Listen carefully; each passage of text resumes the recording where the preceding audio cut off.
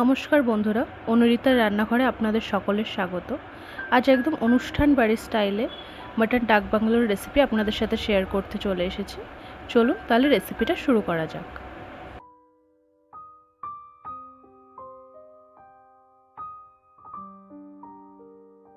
আমি একটা পাত্রে এখানে 500 গ্রাম মতো মাংস নিয়ে নিচ্ছি।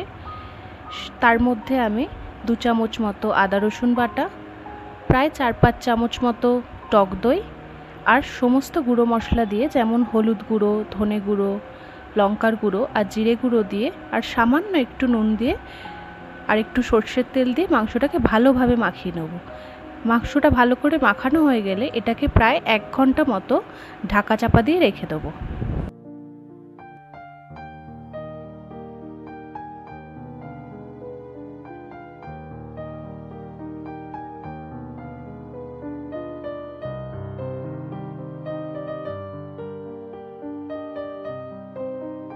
এবার আমি মাটন ডাক বাংলোর জন্য একটা মশলা রেডি করে নেব। আমি এখানে একটা শুকনো কড়াই কিছু গোটা গরম মশলা ভেজে নেব।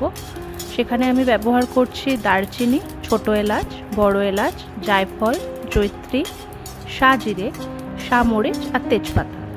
হালকাভাবে মশলাটা ভেজে নিয়ে মশলাটা ঠান্ডা হয়ে গেলে এটার একটা গুঁড়ো করে নেব।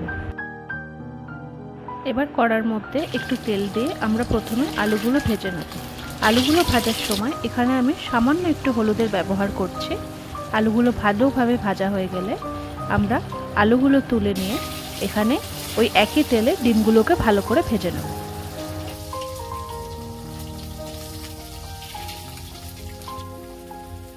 এটা ভাজা কমপ্লিট হয়ে গেলে এবার ওই তেলের মধ্যে পেঁয়াজ কুচোগুলো দিয়ে দিচ্ছে, দিয়ে হালকাভাবে নাড়তে থাকবো। যখন নাড়তে নাড়তে দেখব পেঁয়াজের রং আস্তে আস্তে চেঞ্জ হচ্ছে, তখন আগে থেকে ম্যারিনেট করা মাংসটা এর মধ্যে দিয়ে ভালোভাবে নাড়াচাড়া করতে থাকবো।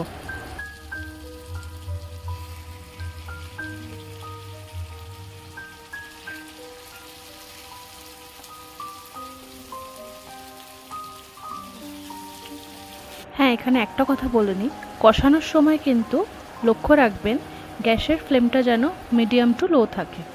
এবার আস্তে আস্তে আমরা মাংসটাকে কষাতে থাকবো। কষাতে কষাতে যখন দেখব তেলটা আস্তে আস্তে মাংস থেকে আলাদা হচ্ছে, সেই সময় আমি এখানে অল্প একটু স্বাদ মতো নুন আর একটু স্বাদ মতো চিনি দিয়ে দিচ্ছি। নুনটা আমি এখানে কিন্তু দ্বিতীয়বার অ্যাড করলাম, কারণ ম্যারিনেশনের সময় আমরা অল্প একটু নুন দিয়েছিলাম। বাকি আন্দাজ মতো কিছুটা নুন আমি এখানে কষানোর সময় দিলাম। এবার ভালোভাবে কষাতে থাকবো। আমি এখানে 1 চামচ মতো কাশ্মীরি লঙ্কার গুঁড়ো ব্যবহার করেছি, যাতে মাংসটা দেখতেও সুন্দর হয় আর স্বাদটাও একদম অনুষ্ঠান বাড়ির মতো হয়। তো চলুন এইভাবে আস্তে আস্তে কষাতে থাকি।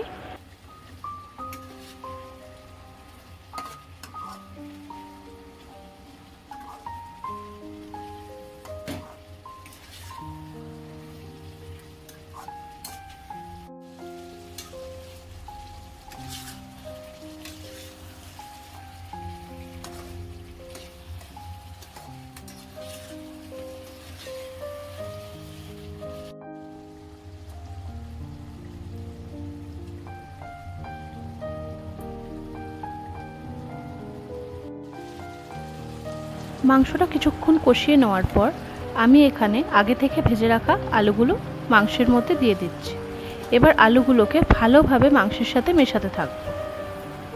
তবে হ্যাঁ বন্ধুরা, একটা কথা বলে রাখি, কোনো রেস্টুরেন্টে মাটন ডাক বাংলোয় আলু ব্যবহার করা হয় কিনা সেটা আমি ঠিক জানি না, কারণ আমি যতবার বাইরে খেয়েছি ততবার আমি কিন্তু কোনো আলু পাইনি সেখানে। কিন্তু আমাদের বাঙালিরা মাংস খাবো অথচ সেখানে আলু থাকবে না, সেটা একটু কেমন লাগে না? আর আমি বরাবরই দেখতাম আমার মা এই রেসিপিটা বানালে উনি সেখানে আলু দিতেন এবং সেই আলুটার একটা আলাদাই টেস্ট হতো। সেই জন্য আমিও এই রেসিপিটাতে কিন্তু আলুর ব্যবহার করেছি। আপনারা চাইলে আলুটা স্কিপ করতে পারেন। এবার মাংসটা কষাতে কষাতে মাংসের জল শুকনো হয়ে আসলে আমি এখানে একটু জল অ্যাড করছি। অবশ্যই এখানে গরম জলের ব্যবহার করবেন, তাতে মাংসের স্বাদটা আরও সুন্দর হয়। এবার লো ফ্লেমে একটু একটু করে জল অ্যাড করে আমরা মাংসটাকে কষাতে থাকবো।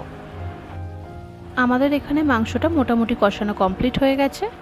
আমরা এবার আগে থেকে গুঁড়ো করে রাখা মশলাটা এখানে অ্যাড করে দেবো।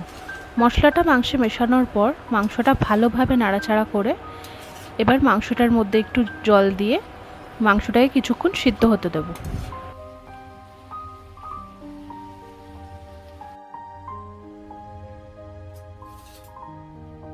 দেখুন আলু আর মাংসটা একদম সিদ্ধ হয়ে গেছে। এবার এর মধ্যে আমরা আগে থেকে ভেজে রাখা ডিমটা মিশিয়ে দেব।